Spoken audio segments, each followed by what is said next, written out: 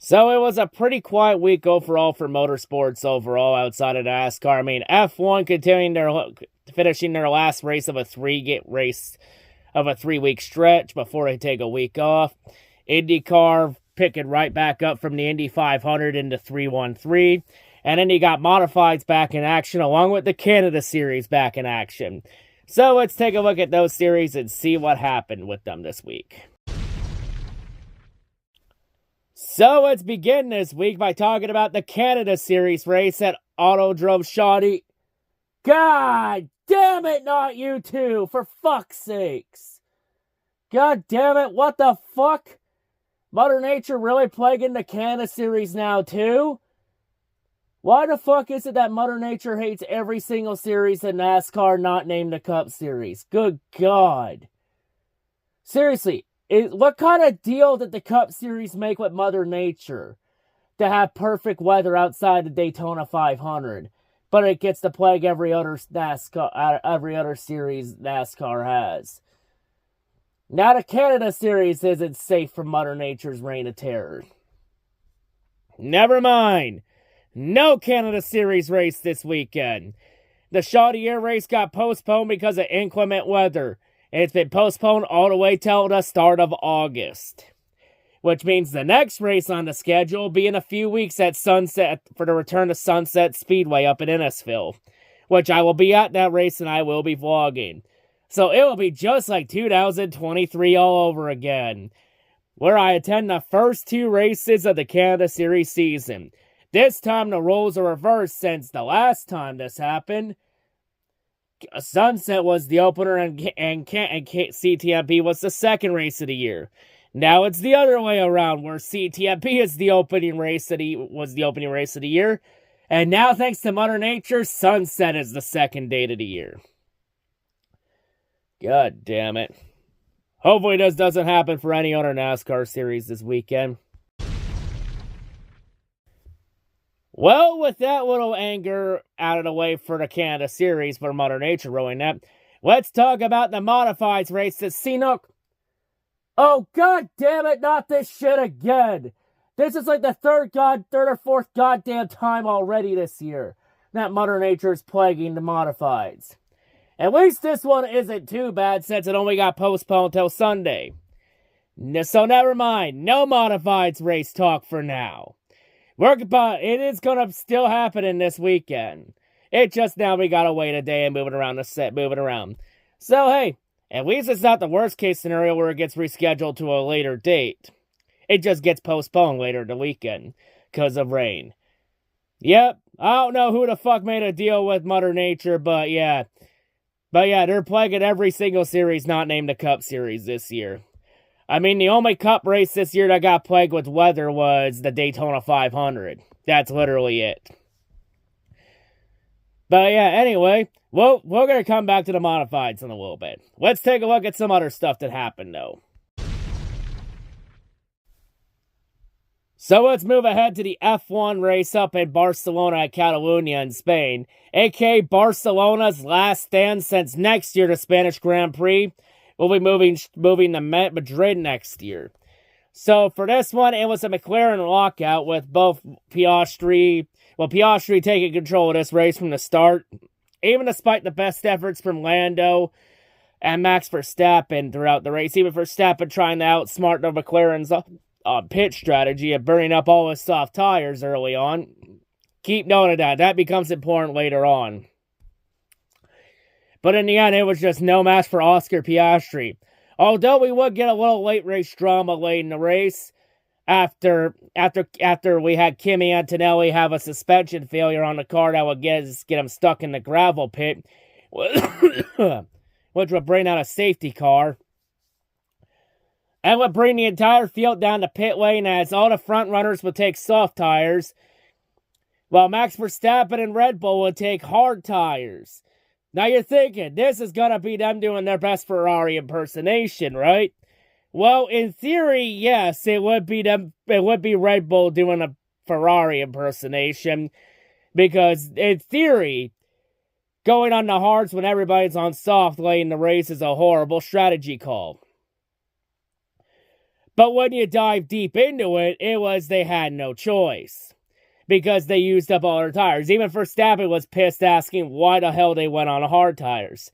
And they told Verstappen that was the only fresh set of tires they had. And they had no choice. So really, for Verstappen's situation, it was a lose-lose situation. If he stayed out, everyone would have passed him and he was fucked. If he pitted and took hard tires, he was fucked either way. So it didn't matter what Verstappen and Red Bull did. They were screwed either way. And well, it went about as well as you expect. Because on the restart, with about 6 to go, both McLarens would pull away with Piastri getting away from Lando. But all the drama happens behind both McLarens.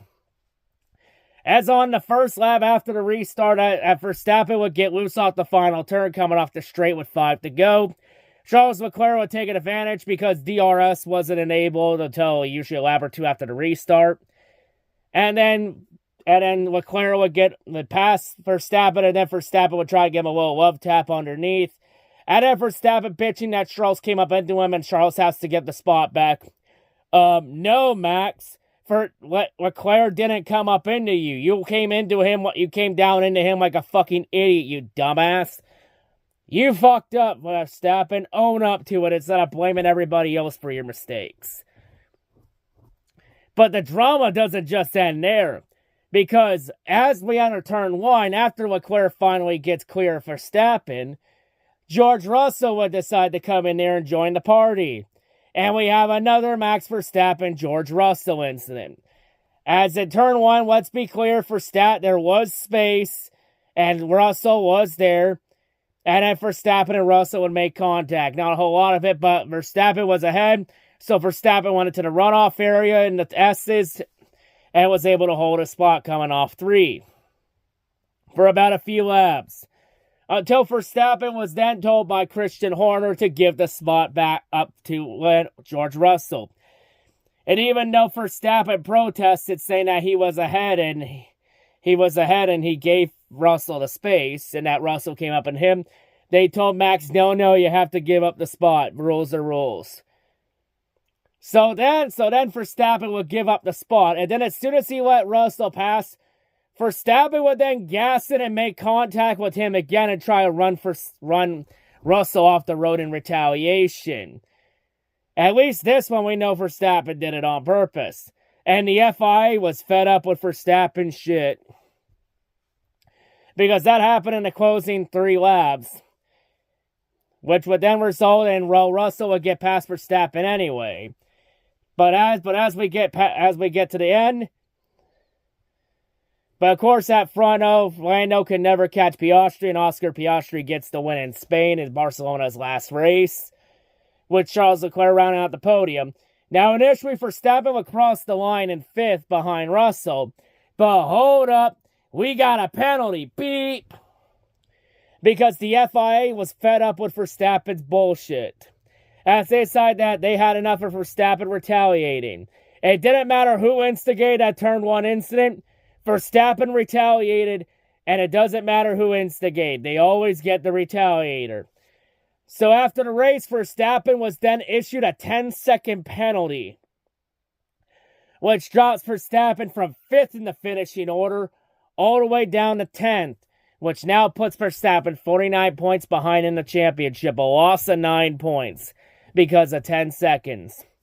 And Verstappen also gets 3 penalty points on his F1 FIA license, which now puts him at 11 penalty points in the last year. And FIA has noted that if Verstappen has one more on-track incident, because Verstappen will get an automatic 1-race suspension if he has one more on-track incident. Because Verstappen's at 11 points. And to get an automatic 1-race suspension, you have to get 12 penalty points on your license. The good news for Verstappen is 2 of his 11 penalty points get expired at the end of June. So it looks like Verstappen has to be careful until the end of June. Or else he's getting a 1-way trip to Cancun for a week. Getting a 1-race trip to Cancun for a week. Oof, yeah, this is how you know the FIA is getting fed up with Verstappen shit. It's getting out of control. And also, we did find out some contract details on Verstappen, especially that little exit clause in his contract that we thought he could activate at any time. Turns out that's not the case. Turns out Verstappen has to be 5th or lower in the championship after Austria to activate that exit clause in his contract from Red Bull. So Verstappen is 4th in the championship or better after Austria. Verstappen is stuck with Red Bull for next season. Currently, Verstappen is 3rd in the championship. So for anyone wanting Verstappen to leave Red Bull, well, there's some news for you right there. Take that information however you want. But meanwhile, Piastri extends his championship lead over Lando Norris now to 10 points. And that's now Piastri's 5th win of the season. So yeah, all that talk this year about Lando versus Verstappen. But I think it's time we talk about Oscar Piastri potentially becoming the best driver in the world right now. Think it's way too soon, but hey, if Piastri keeps his form up, we might need to seriously talk about him in the conversation. But yeah, quite an action-packed weekend in Spain for Barcelona's last race. I'm going to miss Catalunya on the schedule. Hopefully Madrid puts on a pretty good show too in the future from 2026 on. Time will tell there. Anyway, let's head back to the modifieds now at Sinnock Speedway. And well, this race was completely a race battle between Justin Bonsignor and Matt Hirschman.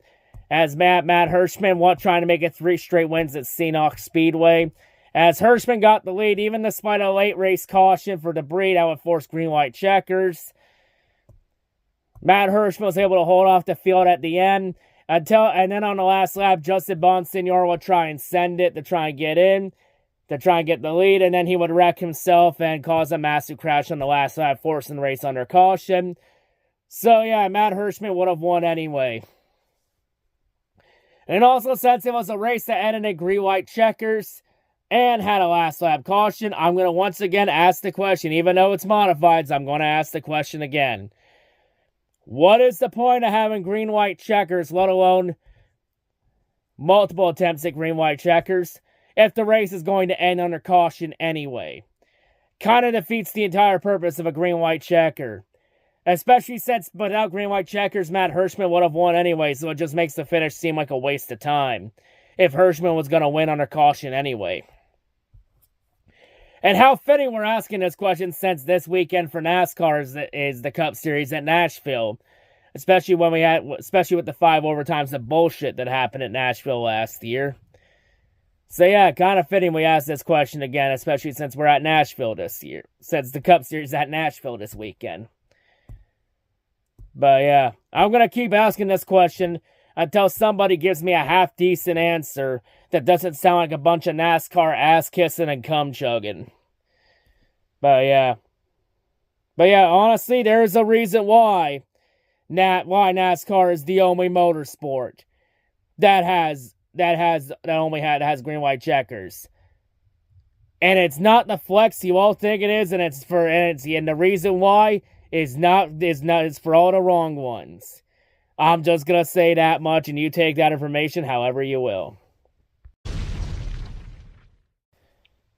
And now we have IndyCar on the streets of Detroit for the Detroit Grand Prix. So yeah, the 3rd year we have the racing downtown Detroit with the split pit road. Like, let me be honest. I'll be honest. This track fucking sucks ass. I honestly like this race better when it was on Belle Isle. Like, let's be honest. I think the only appeal that this track has is the split pit road. Like, let's be honest. If it was just a regular old pit road, would anyone actually give a fuck about this layout? Probably not. Because I think everybody would rather have this race be at either Belle Isle or Michigan International Speedway. And how fitting we mentioned Michigan International Speedway since that's where the Cup Series will be next weekend. How fitting. But yeah, just, it was an alright race for Detroit standards. I mean, it wasn't too much of a wreckfest as we've seen in a couple years past, but I mean, there were a few incidents here and there, but this race, and with little comers and goers with a little pit strategy early on because of some time cautions. But yeah, mainly this race, it was mainly dominated by the Andretti cars of Colton Herta and Kyle Kirkwood. Even though Christian Rasmussen was up there for quite a bit because of pit strategy and a perfectly timed caution. Like, really, Alex Palou was a non-factor throughout much of this race. But the real turning point in this race came with about 30-something to go, when Felix Rosenqvist would spin all straight into the tire barriers, forcing a late race caution. And then on the ensuing restart, David Malukas would then get into Alex Palou, forcing Palou into the wall and taking Palou out of the race. So Alex Palou DNFs for the first time this season. And for the first time this year, Alex Palou will not finish on the podium. Because of Palou's 5 wins in the first 6 races, the only race Palou didn't win was a second-place finish in Long Beach. That changes today. The good news is Palou's championship lead is so massive, he can afford to have a bad race or two and still hold the points lead. Because of how consistent Palou has been in the first 6 races. But also, with Palou crashing out, it means that Indy 500 winner's curse entering Detroit is still alive and well. Because usually whoever wins the Indy 500 struggles in Detroit the following week. Or something happens to him in Detroit, that is. One of the two. And yeah, even though Alex Palou is the best driver in the IndyCar field right now, he still isn't exempt from the curse. So yeah, there is truly an Indy 500 winner's curse in the 313. It definitely is alive and well, that's for sure. So then after that, we would then get a little green flag out. We would then get back underway with Santino Ferrucci gambling to stay out to take the lead. The gamble wouldn't work out too well as he would end up losing the lead to Kyle Kirkwood. And as he lost the lead, that's when we had our next big incident with 13 to go. When I think that we saw how bad the Detroit road street conditions were getting. Because Louis Foster's right front suspension would come completely apart. And he would lose all control, slash the wall. And then he would get right to the back of Felix Rosenqvist entering the turn 3 hairpin near the fist and the Chevy Park Plaza. Which would send Rosenqvist into the barriers, and then Foster would hit the tire barriers in the runoff area. Jesus fucking Christ. That was a bad accident to watch. Just, that was pretty weird what happened to Foster. And there was nothing Rosenqvist could have done. He was just an innocent bystander taken out in a pretty bad luck situation. And honestly, prayers to Felix Rosenqvist because he had to be stretchered out. He was awake and alert and did climb out of the car. But he just sat there because he was complaining about some pain in his leg. So yeah, prayers to Felix Rosenqvist. Hope he isn't too badly hurt. You never want to see somebody hurt in these situations. God damn. And Louis Foster was able to walk away on his own power. So yeah, at least that was good to see there. But yeah, at least Rosenqvist was awake and alert. But hopefully nothing too serious happened to him. Send prayers to him.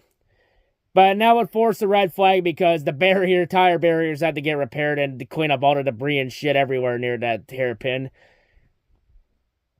But yeah, and then once we get back underway, not much would change there. As, Kyle Kirkwood would pull away, and then the battle was really for second between Santino Ferrucci, Colton Herta, Will Power. But both of them would burn up all their push to pass before the white flag. Which would allow Santino Ferrucci was smart with his and would wait until both of them burned their stuff up before using any of his up. So he really did the whole Vin Diesel thing from Fast and Furious, where Finn would let everyone else use their NOS and they'd be like too soon rookies and then use his stuff up. So Ferrucci literally did that for Herta and Power, let them both use their stuff up and hold them off. And then was like, too soon, kids, and then pulled away. But meanwhile, up front, Kyle Kirkwood ends up winning on the streets of Detroit. And then Santino Ferrucci and Colton Herta round out the podium. As Herta was able to hold off the Will Power, the King of Belle Isle. As Will Power, he may be the King of Belle Isle, but he's definitely not the king of this Detroit circuit, that's for sure. But Herta gets third place, which means we have an All-American podium for the first time since 2020. God damn, it's been 5 years since we had an All-American podium. But yeah, Ferrucci gets his best career result. And Kyle Kirkwood gets his second win of the year. So yeah, Kyle Kirkwood, he remains the only driver this year to win a race not named Alex Palou. So yeah, the 2 races that Alex Palou didn't win, Kyle Kirkwood has won. And we're 7 races in the season with 2 different winners. Oof. But Palou still has a massive championship lead over Pato O'Ward and Kyle Kirkwood. But yeah, pretty crazy race in Detroit. Yeah, I mean, it was, honestly, it was actually a lot better than last year's race, even despite the little bit of the shenanigans that happened late in the race. You know, it was a solid battle overall to decide the final spots on the podium. But yeah, Kirkwood gets the win. I think everyone will enjoy this race, though, because it's a breath of fresh air, because Palou didn't win. Hell, Palou didn't even finish the race, so at least we can talk about somebody else for a change this week. Since we've been talking about Palou nonstop on IndyCar, since he wins almost damn near everything. But yeah, Kirkwood gets his second win. And Kirkwood trying to make his case for the championship. But yeah, once again, it's safe to say that the Andretti cars have these street circuits figured out pretty well. Considering that Andretti has now won 2 of the 3 street races this year. The only street race that Andretti hasn't won this year was St. Petersburg, which was won by Palou. But Long Beach and Detroit have both been won by Andretti. And oh, by the way, the next street circuit isn't until Toronto in July. So yeah, that wraps it up for this recap. But yeah, pretty interesting week overall. But don't worry, motorsports action doesn't stop in Michigan, because Cup Series comes to Michigan International Speedway next week. So you got that to look forward to, and I'll see you all for the recap at Michigan next week. I'm out.